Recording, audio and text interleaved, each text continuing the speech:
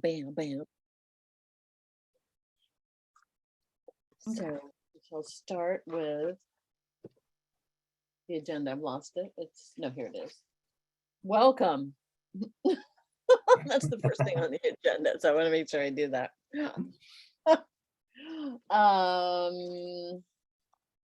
And a lot of times in meetings, we go around the room and share something about ourselves, but I think we already know each other pretty well, so we can skip that. So we already know what we're reading, except for Parker. You don't know what Parker's reading. I'm not really reading anything right now. I'm doing lots of podcasts though about different things. What's your favorite one? Let's see, the one that I just finished. Let's see, it talks about shoot, now it's slipping my mind. I'm gonna look it up while we're talking. I do ones that are kind of very light. There's one called Smart Less. It's with Jason Bateman, Will Arnett, and Sean Hayes, and they interview a different person each time. That's fun. And that's kind of fun. The one that I just listened to was The Execution of Bonnie Lee. So this was the wife of Robert Blake that and he allegedly killed his wife, and so it's kind of an interesting whodunit. So that was good. And I listen to lots of political type stuff too. There's one called Hacks on Tap, and they talk about lots of interesting things like what's going on down in Mar-a-Lago right now, and stuff like that. So it's fun. Well, and hi, Brian. Welcome. Hello, thank you. Brian. Hey, Brian. Yeah, no problem. Somehow or another, I lost the link to this thing, but Jessica was right on board when I asked. Yeah, I'm sorry about that. We put the link. No, that's no problem. The link goes in the calendar invite that goes around, but once you accept it, you either have to open the calendar item to pull it out of there. I tried and it wasn't there. So I thought I had accepted. No, my fault. One thing you can do is go to the library website, to the trustees, to the meetings, and that's how I always do it. That's what I do. Only this time. Oh, do you? It wasn't a live. I always do it that way. Yeah, it wasn't a live link. It wasn't a live link, but there was a choice of copy and go, and I did that, and voila. It wasn't a live link, but I clicked it and it went, which was weird. Mine did not, because I tried that, but then I did, when I clicked it and said, first I tried copy and paste, and then it still wasn't live. So that I said, well, copy and go, that sounds good. Let's try that. So I learned something new today. That was great. And all right, so let's talk about the proposal, which I hope everyone had a chance to read. And I don't know, Brian, maybe you have not, because you have, because you're on top of things so much. No, well, I don't know about that. And so I want to talk about the scope, but I want to hear from Sujatha and Parker what you think about the whole thing. I have a question. Mm-hmm. I think, of course, it's great because it's great advertising for the library, and it actually asks our community to get involved in whatever way they, that's really what it is. It's like, let's just get involved. Everybody just sort of become a big fan of the library. Honestly, like it's a nice name for it too, because it's what we're asking people to do. And I really like it. So don't hear my question as that I don't like it. I do like it. I'm wondering why. Where did this come from? Why did you have this idea? Okay. Well, some different workshops that I went to have talked about, building community support. And one of them was the life cycle of board members, which was creating, like, when you go off the board, what might there be for you to do? And they have the idea of like an ambassador or an advocate, because you got all that experience. And we've never really tapped into that pool. And then in genealogy, when you're working on with census reports and you're trying to find out somebody, there's an acronym called the FAN Club, which is friends, associates, and neighbors. so you look on the census thing above at all the addresses that are near your family. And so I really like that acronym, and I thought, well, we could use that, friends, advocates, and neighbors. And it could be then like a sort of the way I wrote it, a tiered level of support. So the other thing that it came from is when we were at, well, with the president of the George Friends, and then also when we were at Reston, and I was talking to the friends at Reston, but both places, in addition to talking about the lack of space for their storage books, but that the toll on their older members of hauling and handling, pricing, shelving, boxing up, and all of that, books and even staffing book sales, takes a toll on the older members.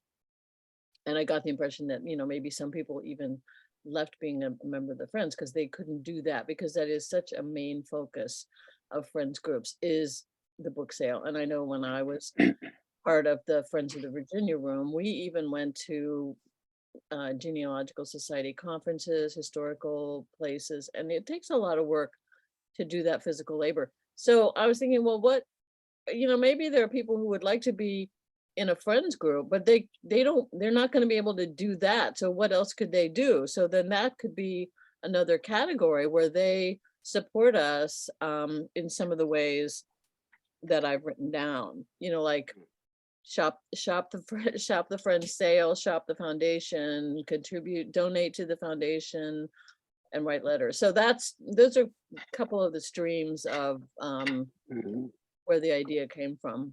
Fran, would you like me to pull the proposal up so that you all can talk through the different points and edit them if you would like?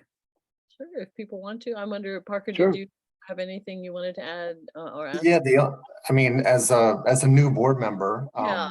still understanding and trying to better understand my role, the role of the board, the role of the Friends groups. And so I view this as kind of maybe formalizing some of those maybe relationships.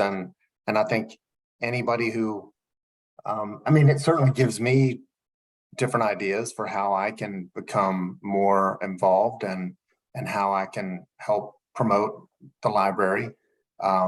So I like it in general. And, you know, to Sujatha's point, I was kind of curious too. So why do this now? And you gave a great explanation of why doing that. And so I'm fully on board and happy to help in whatever way I can.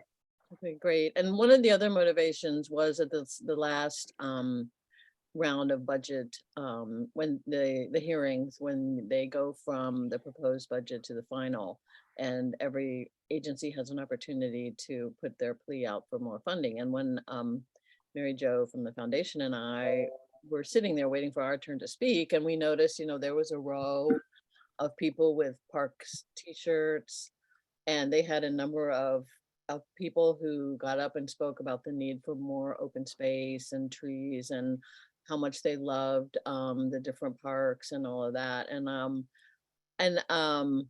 thought, you know, we need that. And in fact, and I think I might have mentioned this to some people, in fact, after that, the park did get $300,000 more in their budget. And we were not able to convince them. And so I thought, well, you know, I think maybe Brian and I were talking about this, but in other years we've had hats, and people came and they were wearing their hat. Oh, I left my hat upstairs. I could run up there and get it, but No, I've got one. something that that stands out. And it also occurred to me that and from some of the stuff that I've been reading, to focus the ask, if you will, on how does the library further the county's objectives and aims. And so one of the things that I took notes on and I brought today was the whole thing of community engagement. How can the library partner with the county in the delivery of services and achieving its goals? And one thought was an example of how many disabled people are there in Fairfax County, and I'm not sure we could get that because of privacy, et cetera. But how many people use access services?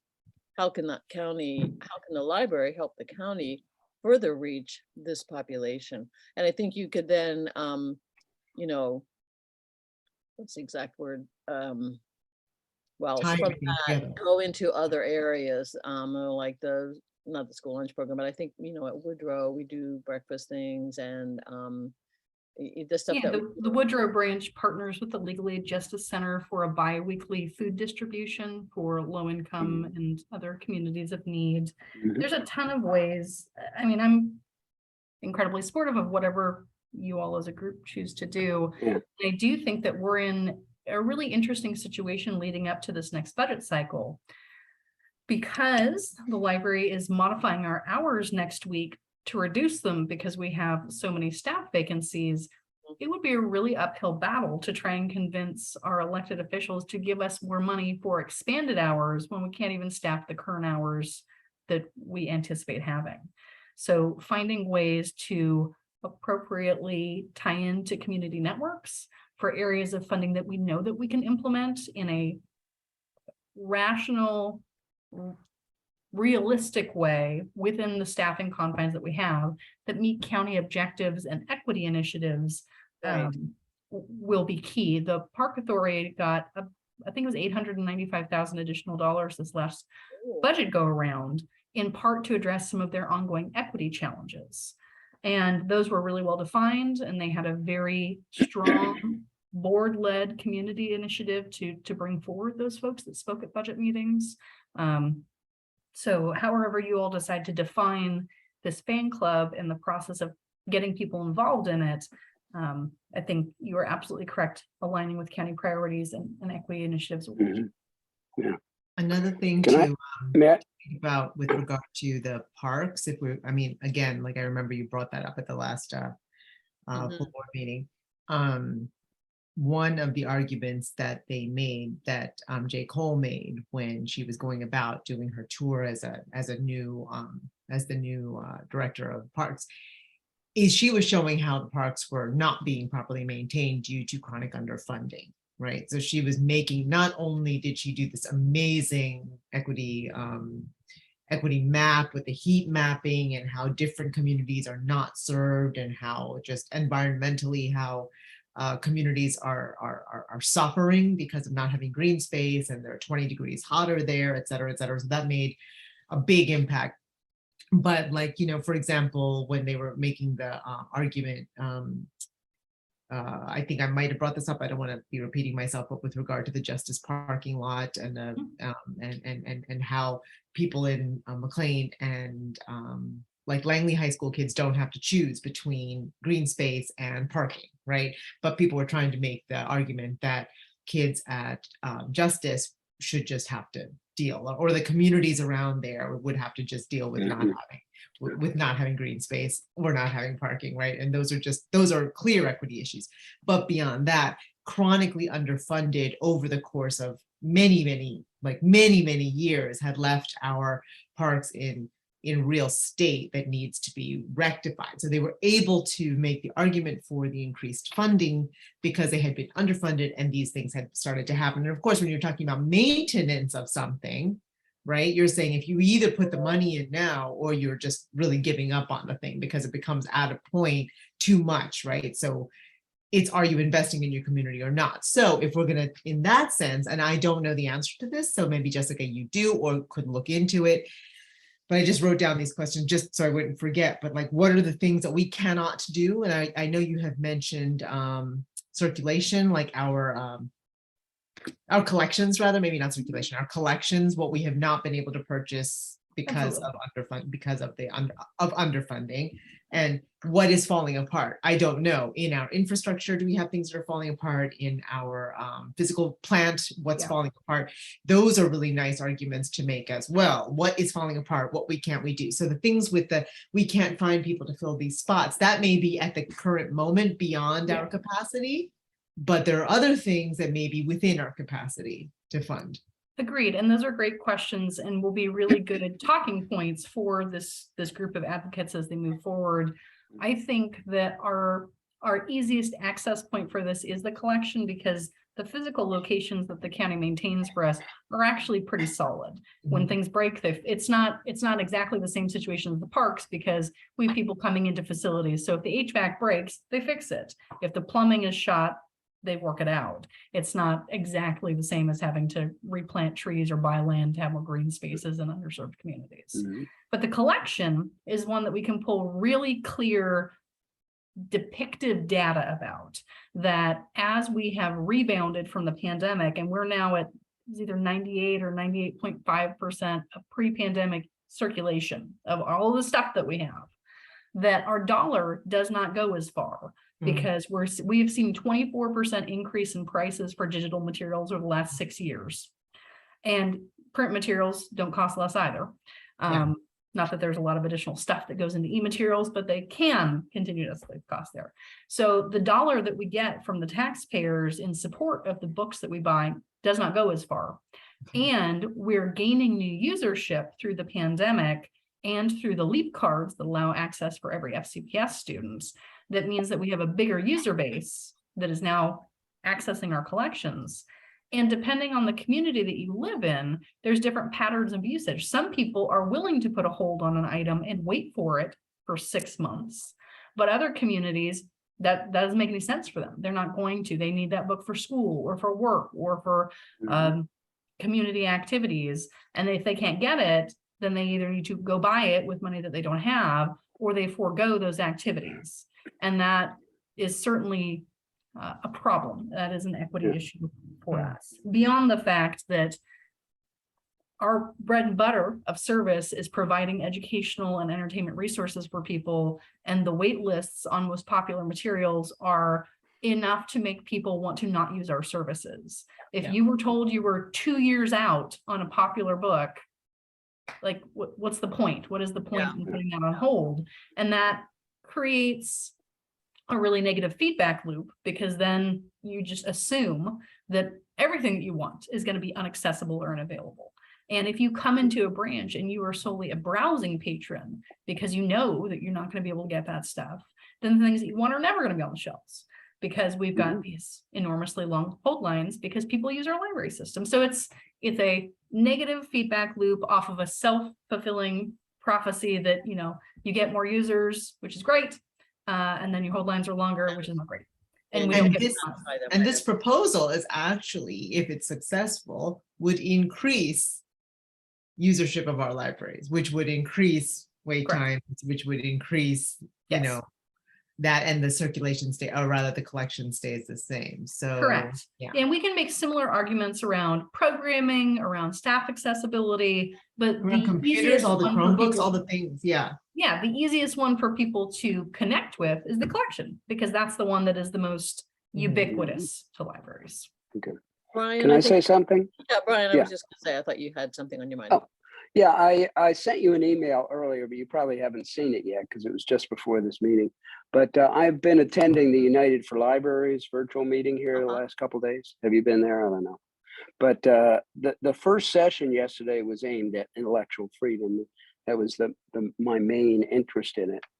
And as we were going through it, they talked about various crises that can occur in a library. And they talked about how we need to work together, school libraries, public libraries. If one of them gets a request for banning a book or censorship of some kind, the other one needs to step in and advocate to our politicians, particularly if one of the politicians decides, I'm not going to fund the library because you're carrying certain materials that I don't agree with, then we have to advocate to the other one. So in the chat, I hope I didn't speak out of turn, but I wrote that here in Fairfax County, we formed an ad hoc committee under the board called Friends, Advocates, Neighbors, or Fans of the Library.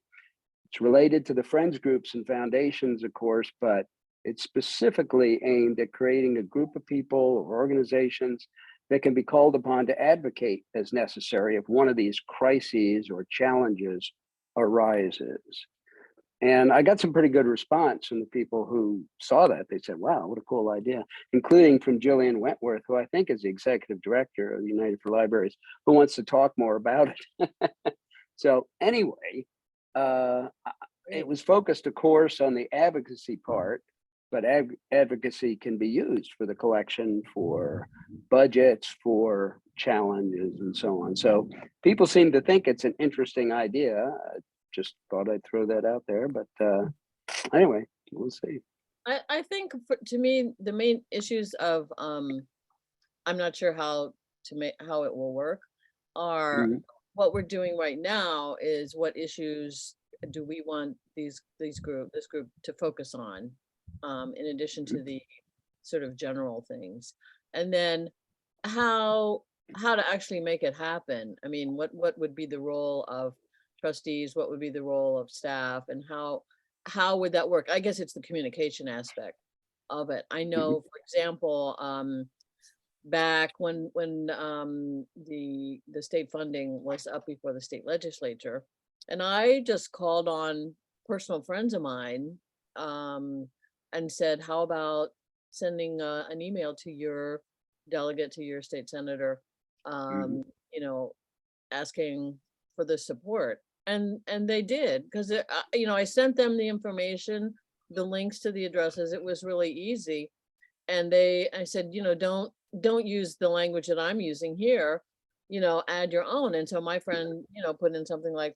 how important the library is as a civic organization and what it means to the community. I mean, they really did that. And so I thought, well, you know, this could work, but I don't know how that, you know, that was just a personal thing that I did.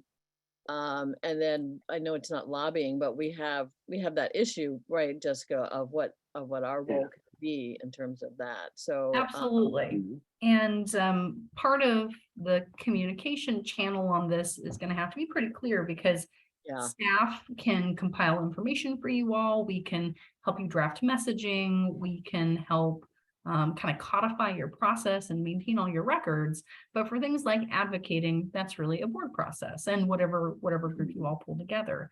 But you also can't lobby on behalf of things that aren't approved as part of the Board of Supervisors legislative platform. So you have to be really careful about, you know, advocacy is totally great. It's entirely in your wheelhouse, but you can't say, you know, reach out to your state senators if it's not something that's clearly defined in the county's legislative platform, because that would be kind of stepping out of turn. And so I mean, you can always make recommendations that people can reach out if they want to, but you can't direct them with language that could be construed as lobbying. Unless, again, it is something that's already clearly defined in the county's platform, which for libraries right now is pretty minimal. It's in support of both state, local, and federal funding.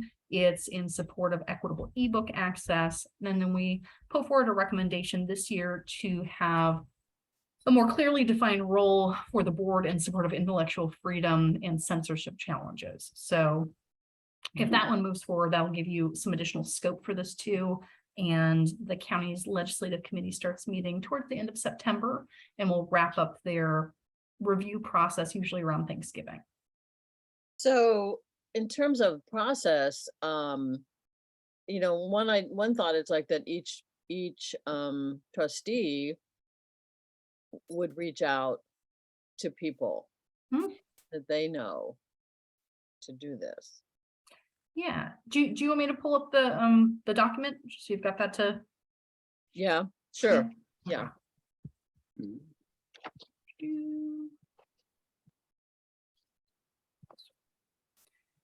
Okay. Is the font big enough? Yeah. Okay, good. Yep. So you had the trustee section is the first one right there for you. Oops. And those definitions, you know, were things that I got from different workshops that I went to, sort of like what Brian was talking about, you know, and just the general idea of what trustees do, advocate regularly throughout the community and stay alert to other things. And I don't know whether to add to that, share with your other trustees, you know, because different trustees have different connections and different time to do that. I don't know what committee here.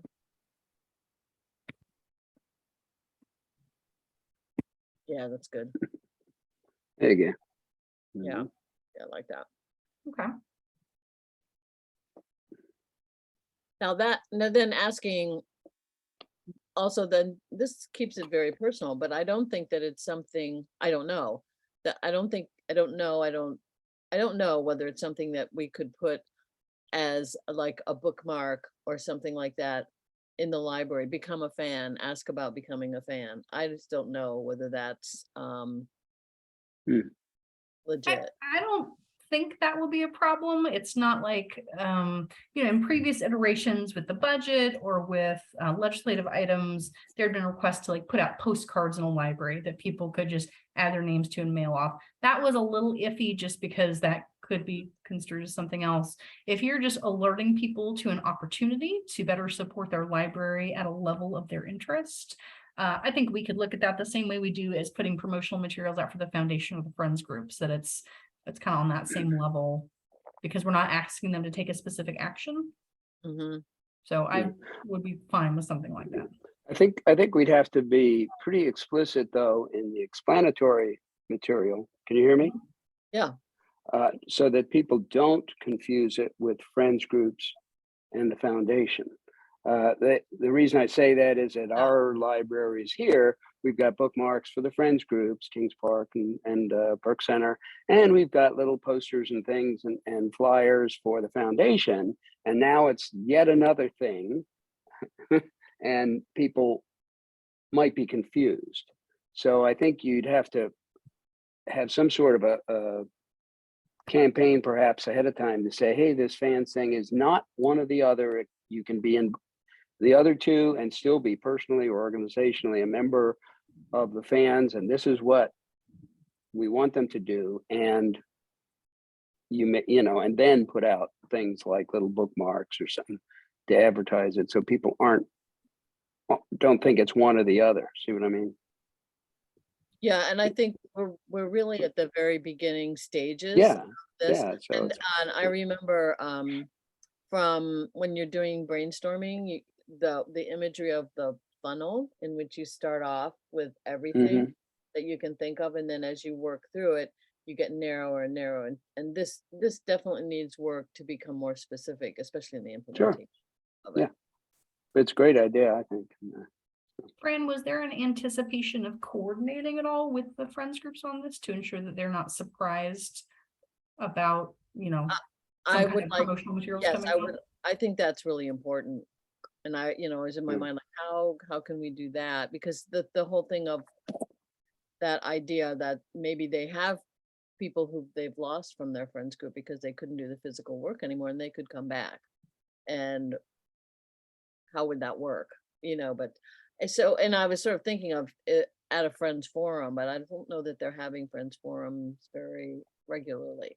But There's it's, one in September or October, I think. I remember hearing about it from Joy. I think might be at the government center actually, and it's partially co-hosted by the foundation and a few friends groups, Burke Center, Kings Park, Richard Bird, Poet. do you remember when in September it is? I don't have the date in front of me here. I just remember them talking about it. Yeah, I don't have a final date either, I'm sorry. And I don't know if it would be ready for, I don't know. For prime time. I don't know if it'd be ready to roll out yet, or if we want to talk about, like a pilot project in one or two libraries or something like that either. It's something to think about. And Okay, decide. I have the Friends Forum on October 15th at the government center, and that's all I have. I don't have time or anything, so it'll be announced October 15th, Saturday. Okay. Okay, thank you. Yeah. So, Jessica, based kind of off of what you said in terms of lobbying and advocacy, are we concerned about the use of the word advocate? To me, maybe this term advocate for the library, it's advocating to communities and users of the library and other. It's not necessarily advocating to elected officials, but should we maybe not use that word there? I don't know. So one of the 4 stated goals and objectives of the library board as defined by the Board of Supervisors and that's codified is advocacy. So it's hiring and firing a director, it's setting a budget, it's setting strategic direction for the system, and it's advocating on behalf of the library.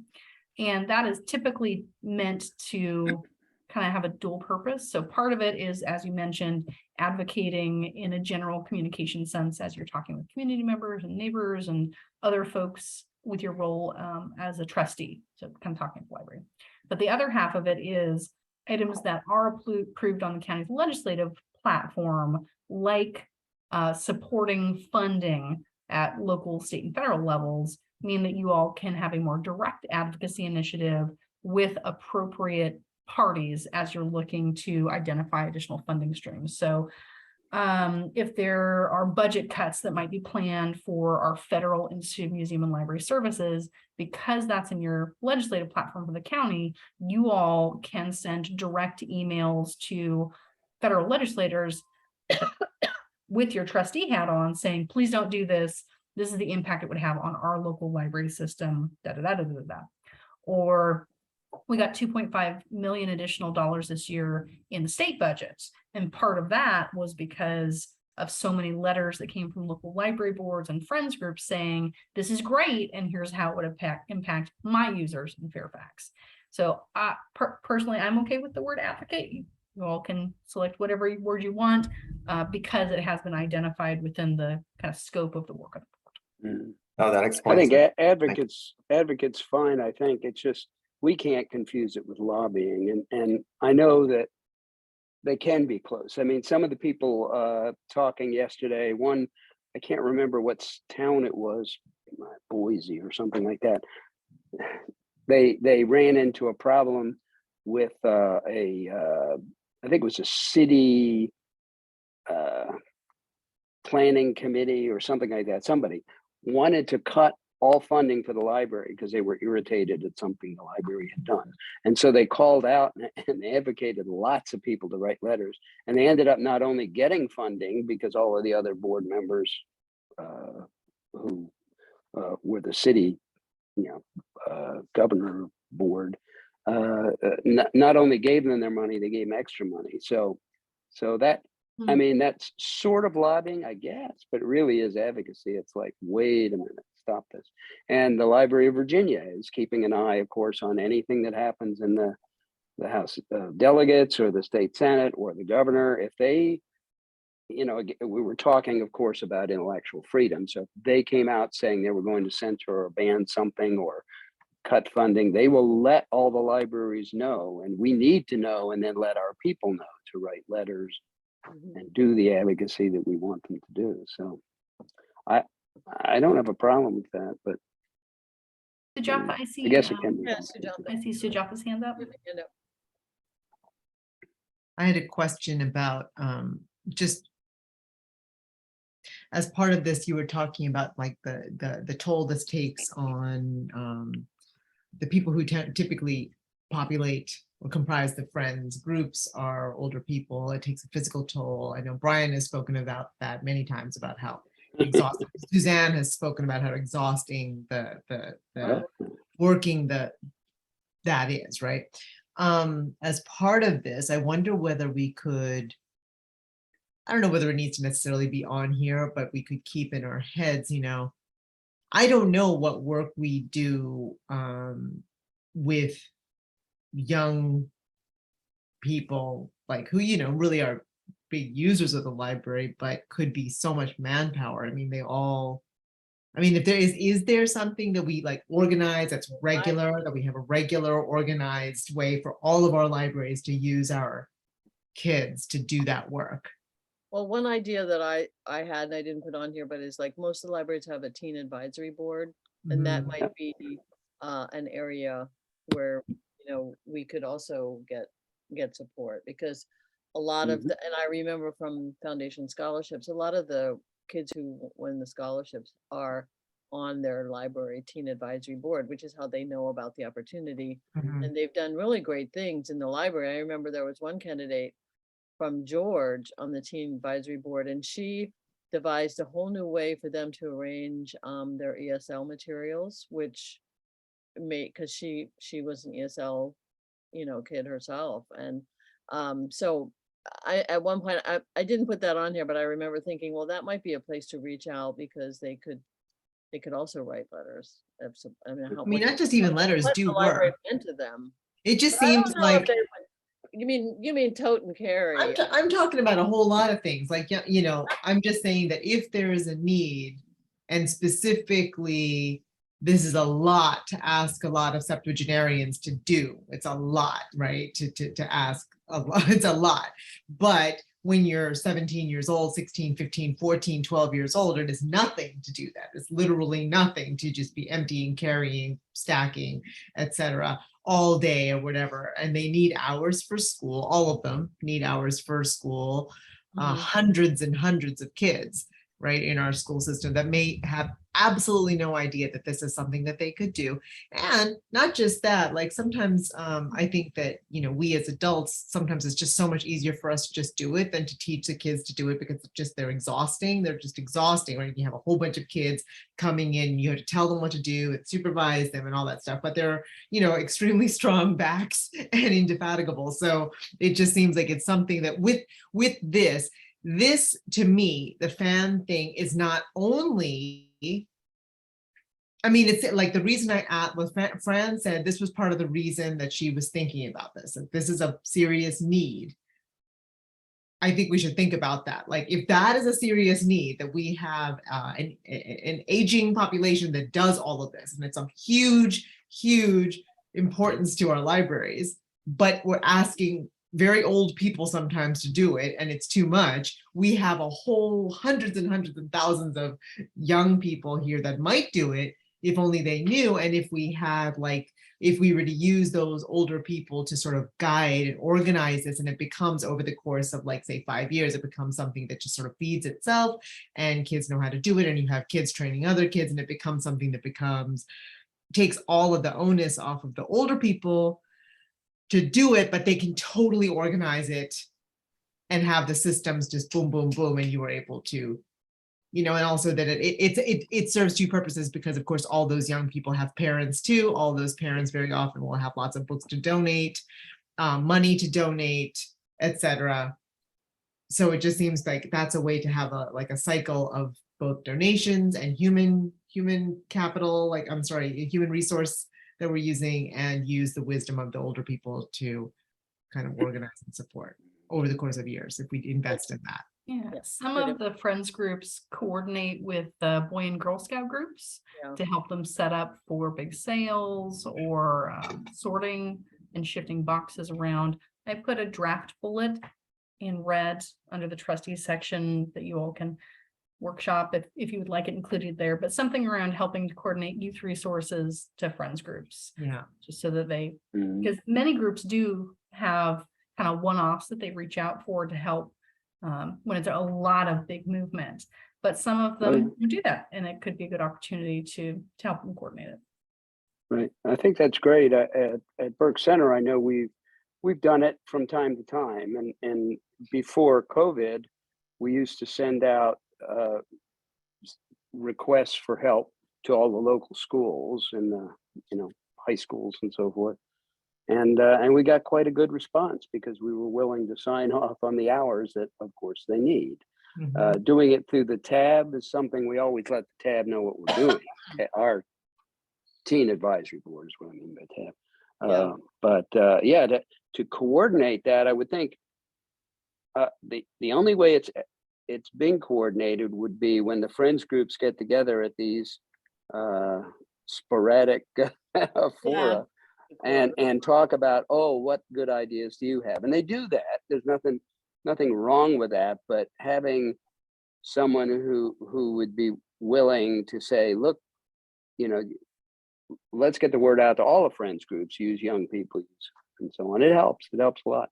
And there were a lot, like we could just, even as part of this group, as part of this group, we could brainstorm what the groups are, right? There are lots of places that have councils. There are Rotary youth councils. There are, Oh, yeah. There are so many youth groups though, like there are Eagle projects where you could have like a major something where you could actually assign kids to figure this out, right? So you could make, and even more so than Eagle projects, Girl Scout Gold Awards, because sometimes the girls are Mhm. really like that is Oh, I yeah. have found having a Boy Scout and a Girl Scout, having an Eagle Scout, my daughter's Gold Award was canceled with COVID, which was unfortunate, but so having kids who get all the way up through that process, I think that in fact the Gold Awards are more comprehensive than the Eagle Scout projects, I think, and those. Yeah. I mean, you could actually have a Girl Scout who figures out what is a plan that could be self-generating. I really believe that that's entirely possible, and not just using Girl Scouts, but something where you have the kids who are then over, like I just said, over the course of years, training other kids to do this. So it is Mhm. something that every single year you can count on a certain number of kids that would come and help at these sales regularly. I don't know. Well, I think these are great ideas for Mhm. other linkages into the fan club. So I wonder if we want to like Sure. move on to Yeah. what we have in here. So there's a lot of, it's a lot of repetition. I mean, it's sort of like basic things. The friends and neighbors, the main difference is like be a friend, and as if you just want to be a neighbor, that's really just remember to because I was talking to some people about that sort of thing, and they said, yeah, I always say thank you. And I was like, yeah, tell them how much you appreciate them more than that even. And these other ideas, the meat of it is in the advocates and ambassadors column, and one of the workshops, they also called them the askers, but I didn't really like that. I thought that was a little too like asking for everything. I mean, that's what Well, it is, asking for yeah. support, but I didn't think it was a classy enough Yeah. terminology. Yeah. When you Um, first mentioned this, Fran, I thought somehow or another I clicked in my head that you had said allies. Allies, I And like that a lot. yeah, That's you yeah. hadn't, I don't think. But again, at United for Libraries, they talked a lot about allies, the school librarians being allies to the public librarians, and when one's in trouble with one thing, I help. And we do that. We already add do that. that. We just it's not formalized. And I guess like I Yeah, I guess would when add Parker that. said this is formalized and stuff. Yeah. I'd like to add Okay. that in the Sure, that's column. fine. Anybody else? Everybody else like that? Allies, because what's not on here, well, depending on issues, the whole issue of challenges to the collection, and I think allies are especially important in that realm. Mhm.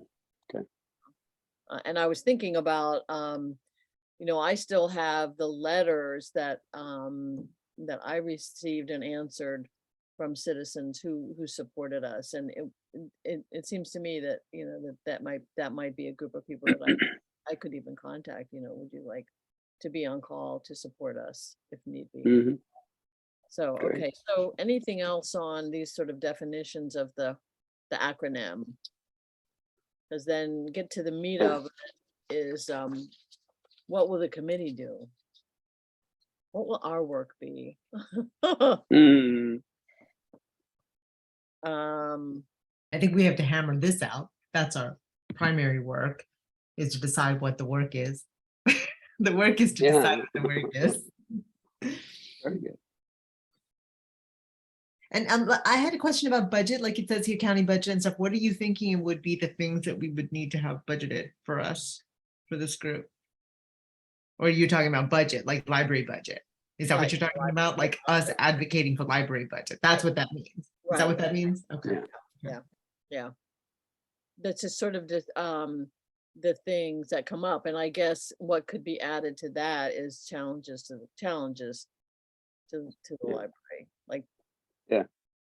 Messages during banned book week or whatever it is, week, month, whatever it is, might be. Oh, you have it down there. I see it. Never mind. yeah, this is kind of not that clear. Yeah. Should we put anything Just in sort here of some specifically? I'm sorry, should we put in here anything specifically about supporting schools or school libraries, or is that just like tacitly we understand that I just think that a lot of challenges to libraries come via school first. If they're Mhm. library book challenges, they come through Yeah. school. Yeah. And I think, you know, how would we do that?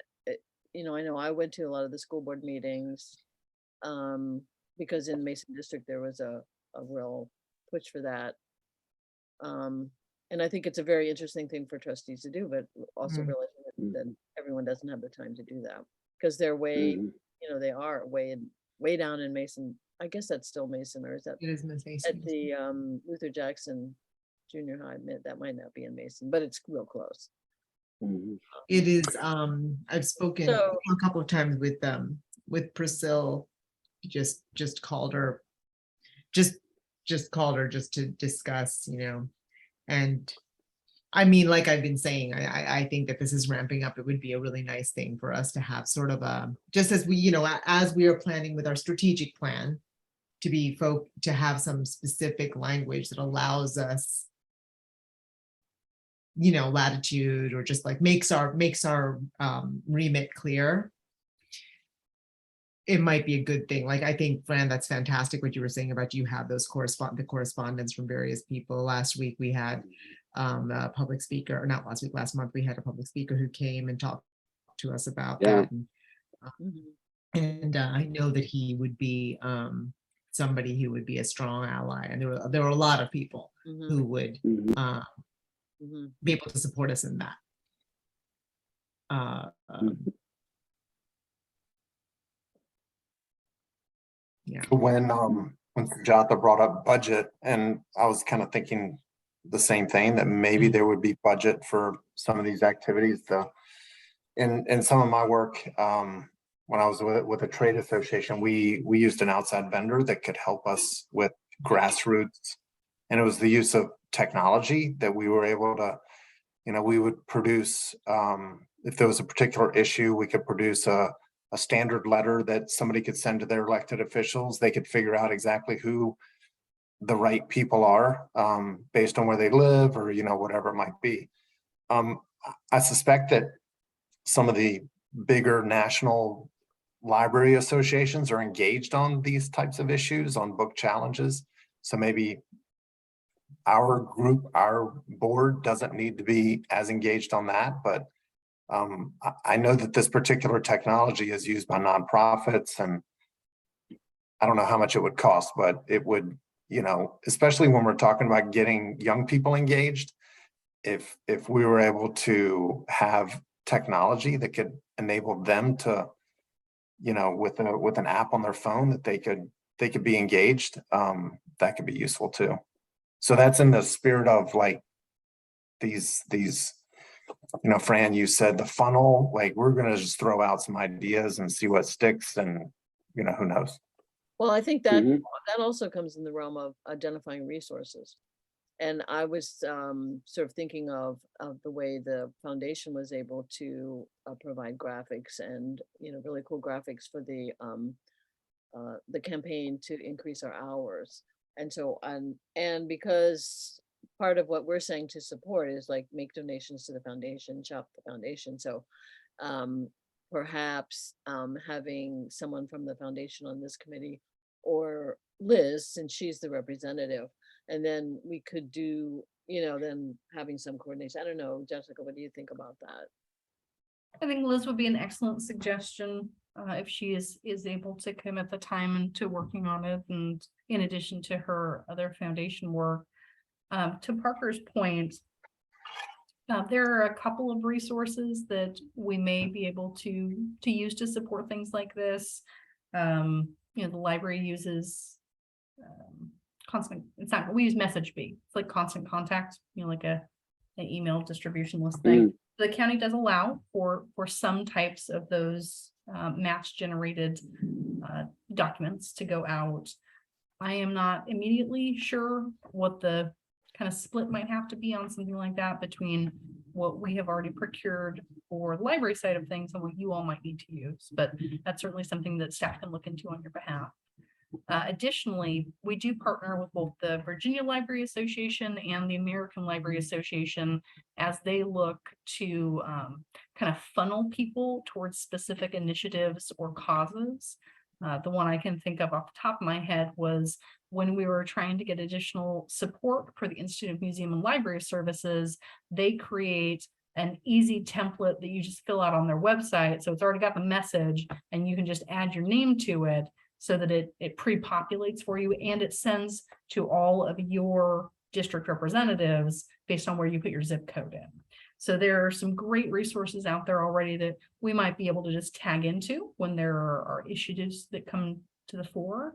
But if there are other specific ones, either applications or resources that you would like staff to look into, the library board itself does not have a budget, but that doesn't mean that we can't help support things if it's allowable by the county. Yeah, like Jessica, yeah. I was just going to say what you described sounds like very similar to what we did at our trade association. We had a link on the website and person could put in their zip code, address, and then so it's probably powered by the same. It was called Phone to Action then. I think it's now, like, this particular company is called Capital Canary. Okay. And they yeah. So it's all driven by your location, and then whatever the organization is, they would put in verbiage that you could use and you could edit it however you wanted to. So yeah, this one was called I Participate, or My Voice, or something like that. It was like a little lowercase one and then all caps after it. But yeah, same process that they were looking at doing. And anyway, that you are also correct that the Virginia Library Association and our national associations do as much as they can to help support localities who are seeing book challenges or censorship issues or funding disparities. Any they are also mostly volunteer driven. Like the Virginia Library Association has a staff of 1.5 people. So any help that localities can do in bringing more voice to those issues is always very well taken. Brian mentioned earlier the training he recently took with the United for Libraries group, and I'm sure one of the examples that they provided was the recent defunding of the Patmos Library in Western Michigan, because they would not remove LGBT books from their collection. And so they had a concerted community effort to defund their millage because they would not take those books away from people, all 60 of them out of their 60,000 volumes. And those types of things, like that library system had a budget of, I don't know, it's like $200,000 or $400,000 a year. There is no way that they were going to be able to fight something like this without help from their friends and neighbors and advocates. So this committee will hopefully not only be able to help us as we look at proceeding in an exciting new journey, but like Brian showed, could hopefully be an example for other agencies out there. That would be I was just thinking about, like, so when an issue comes up then in advocacy groups, and let's just look at the library. The library is not an advocacy group, obviously, it's a government entity, right? So it's a little bit different, but we are now, each one of us we're just completely bombarded with emails like safe and constant contact, right? So most of us do not read them. Most of us do not open them. They are usually trash. They only, not because we don't care, most of us do care, but it's too much and you just can't. We have them funneled into other folders, whatever we can do, just get rid of them. And that's not what we want to happen, because I think that people actually do care about these things. They actually would care about protecting these books. They would click the button, because it is usually just a one click and it sends these like really good emails, and you can edit them yourself. And I mean, they're just so good if you open it. Right. And we noticed, let's just say at the NAACP, that during the social justice summer after the murder of George Floyd, people were opening everything that we did. And we were able to do just incredible advocacy during this very short window. And we knew it was a very short window, where we knew that the attention span of humanity is just this big, so that we would try to get as much as we can, get as much influence as we can, and make things happen as quickly as we can for as many people as we can, as fast as we could. So, and we have seen that, of course, it would fall off, right? And now, of course, we have these book bans, and people are exhausted. There are a lot of things that have happened that have just exhausted people after COVID and after all of these things that are going on. So one of the things that we might be able to use this fan committee for would be to, convince, let's just say, these people, the fans, to maintain their own lists that are separate from us, because I think that could be like lobbying, right? So we don't want to be doing something that we are not allowed to do, but individuals certainly can do their own things. They can make their lists of friends. You can add yourself to a list, right? Like if you're doing something somewhere, you're having a party at your house and you have a sign-up sheet and you make a list, it is separate from the library, it is separate from the library board, but you've made a legitimate list, and then you're getting an email from your friend, so, and that could have language, a cut and paste, something that's not a constant contact, but could be equally simple with links and stuff that we could provide, staff can help provide, because this is just such an extraordinary staff that comes, that manages to pull things together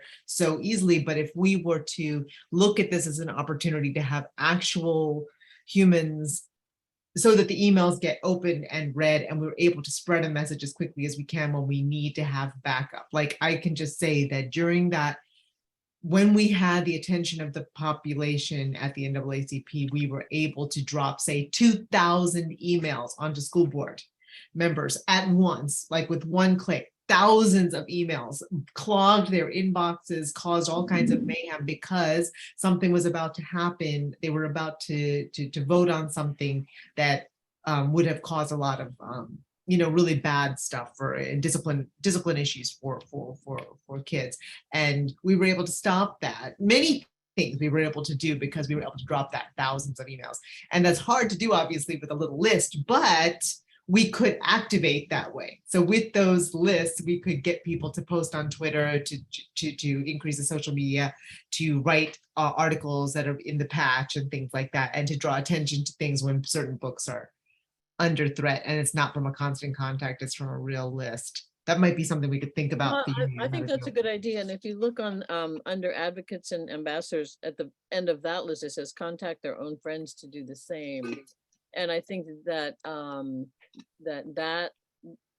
to amplify that, or put specific things under there of what they can do. And the thing that also occurs to me along those lines is organizations that trustees belong to, that they can appeal to also to be advocates. And the example that I've given is the Genealogy Society, which uses the Virginia Room extensively. So they're, getting them on board as ambassadors. If, just a few of them are the people who use that branch all the time, and that, sort of spread that out.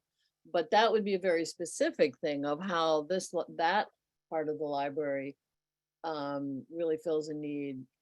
It's a county service that fills a definite need, and you get people who same thing with access services, or et cetera, but yeah, like that kind of flushes it out, what you're saying. And in terms of emails, because I really like that idea that if you get an email from a friend that someone you're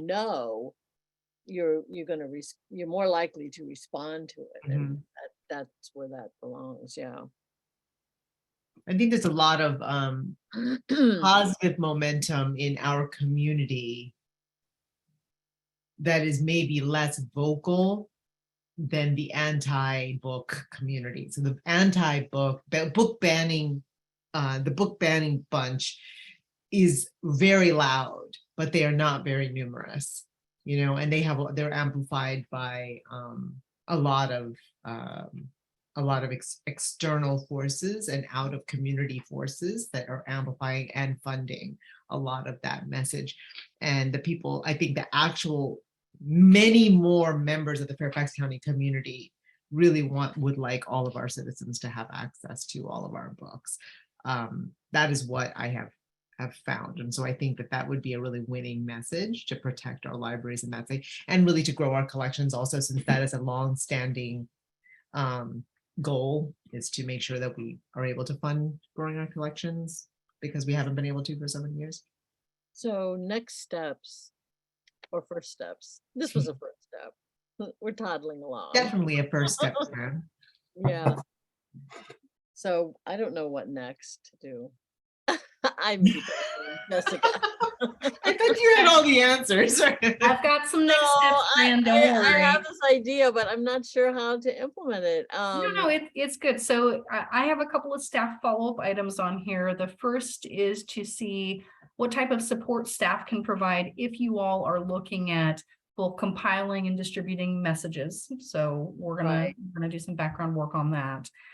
And I wanted you all to have a starting place to start talking with people about this fan network. So I just wrote a little message to myself to start talking with our technical operations staff around equity related to our collections based on hold lists and hold pickups versus in-house browsing and pickups. So we'll work on some of that in advance of whenever your next committee meeting is, so that as you are looking to kind of move this along, you have something that you can pitch to people along the way. What about the ebooks, Jessica, too? I don't exactly, like, I'm sorry, I don't remember like where we are with regard to Gary's the ebook stuff. I don't know where we are. That Well, one is in that's a what I was sad gonna- trench. Say again?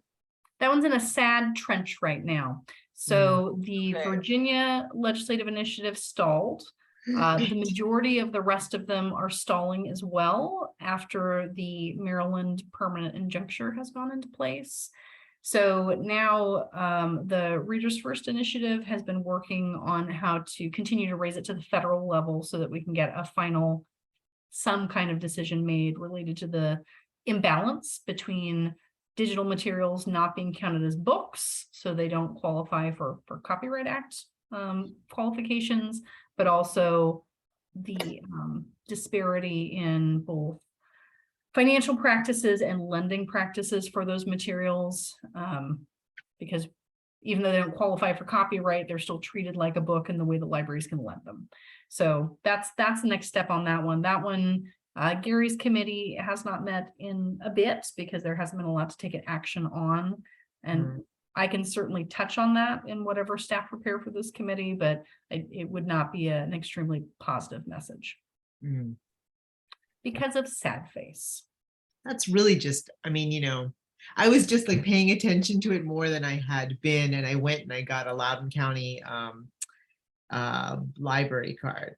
Great. And their e-collection, I mean, because Erin had told me I might be able to get my books right there, like, but Yeah. their collection is actually far less substantial than our collection, their ebook collection. And I Yes. was just thinking, my God, what do they do? I was Yeah. looking at the numbers, you know how it can tell you like you are such and such of such and such number of books, you were this far in the line. Your library's bought this morning more copies since you put it on hold. Yep. Exactly. And it's just, it's, if you look at it like that with that data, and we're in Fairfax County, so we have such a well-funded library system comparatively speaking. Yep.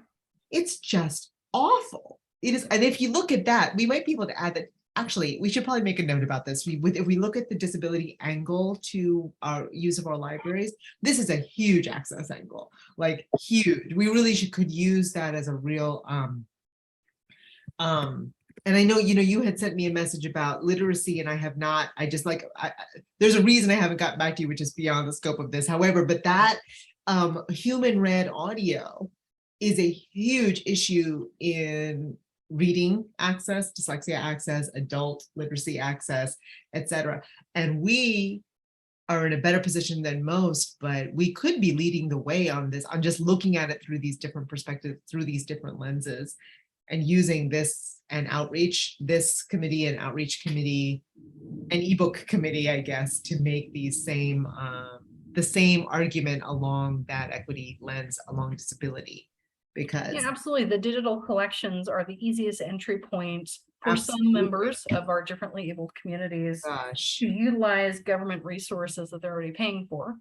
mhm. In addition to the access services library and materials that are braille and dictated audio and things like that. But yeah, there's a lot of work to be done across libraries. The data point that I shared earlier was one that I had just talked with our technical operations staff earlier today, that we have been negotiating constantly with these vendors for e-materials. And when they changed their service model 5 or 6 years ago, to limit the amount of circulations or limit the number of copies we could purchase or limit how long we would get to keep them based on circulation numbers. The qualifier they always put in was, well, this is going to make sense because it'll be able to hold the prices flat for you. You know, it's you're giving a little here to get a little there. And what we have found through analysis is that nope, the prices just kept on going up. Now we just pay more and we get to keep them for a shorter period of time because they're not considered books.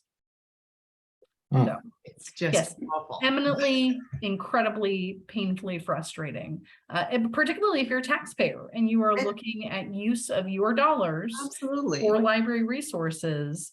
And wholly unethical, because there's no way that that is just parsing. It is a parsing language situation that is fully legal and absolute bullshit. I'm sorry, I shouldn't say that. I know we're being recorded. But it's just like, that is inexcusable to not count an audiobook as a book.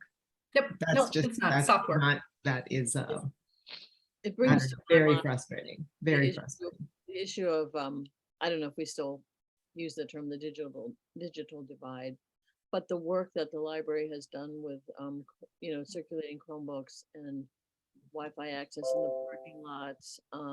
And we don't circulate readers though, like Kindles or anything like that, do we? We don't. That has not been a viable path forward for us.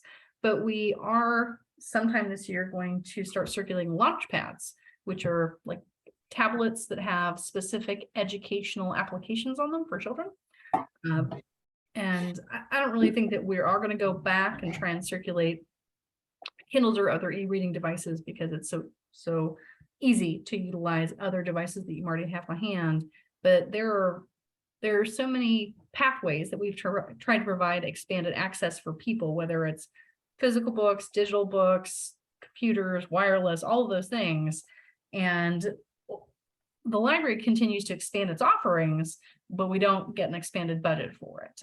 And it's not, we're not in a situation where we can easily cut back on services or offerings because people continue to want the formats that they come in, but then they want more things on top of it. So with the Chromebooks, does that have the capability of borrowing ebooks, or I don't really know.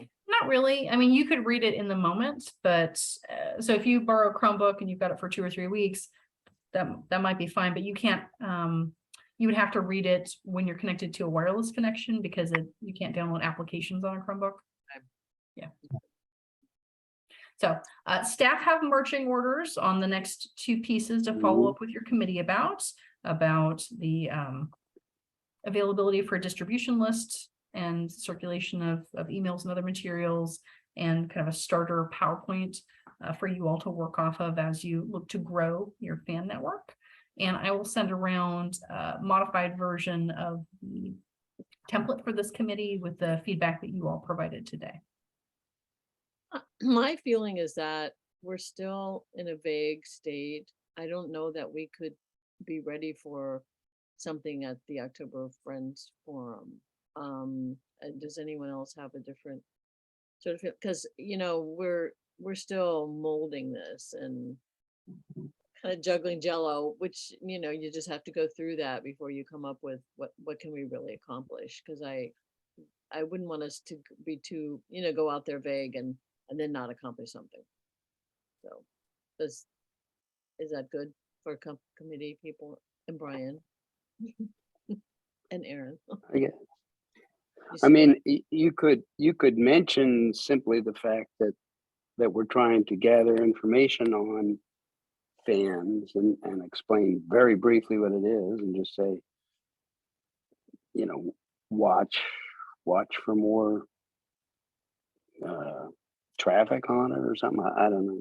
Yeah, we're It's up to working. you. I mean, there's no big hurry. It's not. No. Yeah, but So do whatever, we want to whatever meet? you're comfortable with. You want to meet again or never see each other again? No, I'm sorry. It's funny. Sure, why not? You gotta keep them laughing, you know what I mean?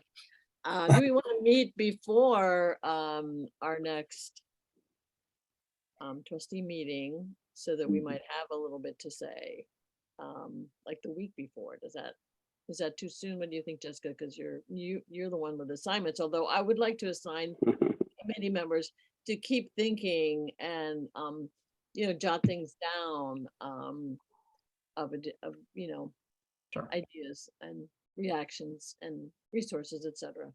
Just do So stuff. I will be out of the office the last week in August and the first week in September. So I won't, if you all would like to have a committee meeting that week of Labor Day, I personally won't be able to attend, but I'm happy to No, I assign would someone rather- else to if you'd like. Well, I like meeting with you. Oh.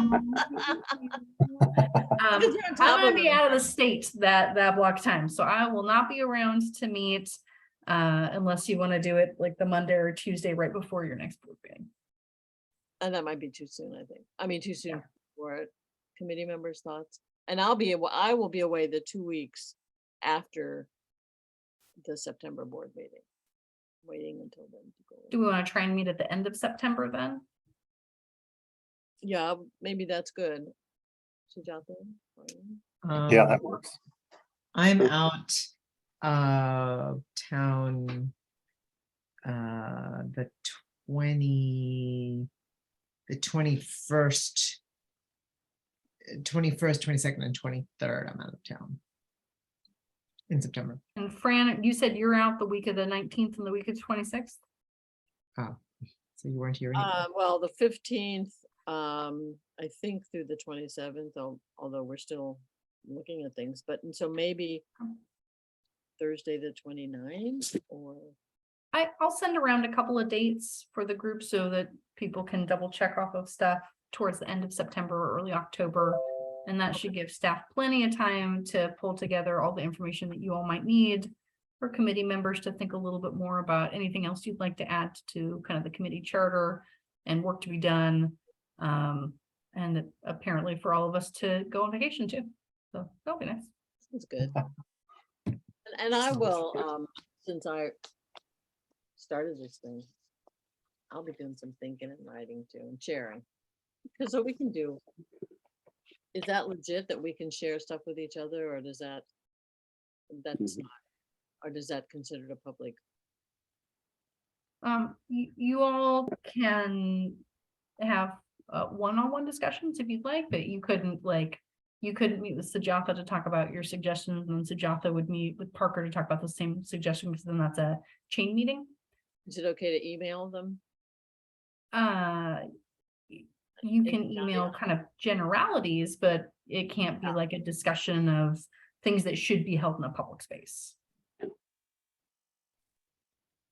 just want to make sure that these are open sessions that anyone could come to and participate if they would like.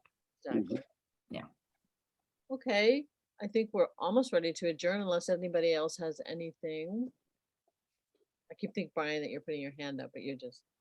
Oh, I'm sorry. No, I'm trying That's to okay. keep the cat away from me. She was up there licking my face. The little cat. That's crazy. Parker, anything else or? Crazy cat. No, I don't have anything else. No. All right. Then I guess I can just say, I think we are adjourned.